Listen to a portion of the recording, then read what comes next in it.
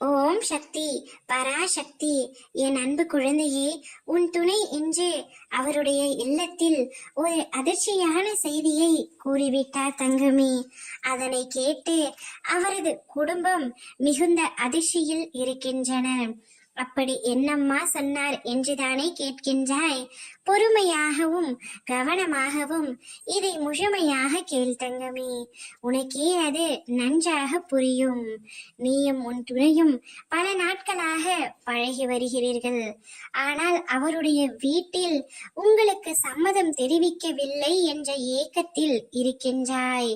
ஆனால் இன்று உன் துணை உனக்கு சாதகமாகவும் அவருடைய குடும்பத்திற்கு எதிராகவும் பேசியதை நினைத்தே அவரது குடும்பத்தினர் அனைவரும் அதிர்ச்சியில் திளைத்துள்ளனர்.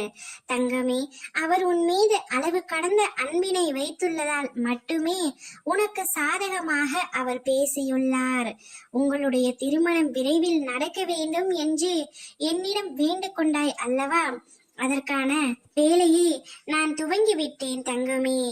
என்னுடைய லீலையால் மட்டுமே உன் துணை என்று அவருடைய இல்லத்தில் உனக்கு சாதகமாக பேச முடிவெடுத்து விட்டார்.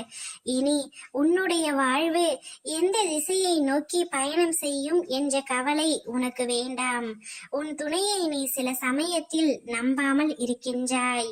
முழு நம்பிக்கை அவர் மீது வை தங்கமே. அவர் உன்னை அதிகமாக நேசிக்கின்றார். அதனால்தான் அவர் குடும்பத்தையும் மீறி உன்னை பற்றி அவர்களிடம் கூறியிருக்கின்றார்.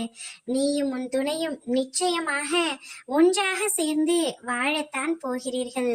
இந்த அம்மாவின் ஆசை எப்பொழுதும் உங்களுடன் இருக்கும். ஓம் சக்தி பராசக்தி.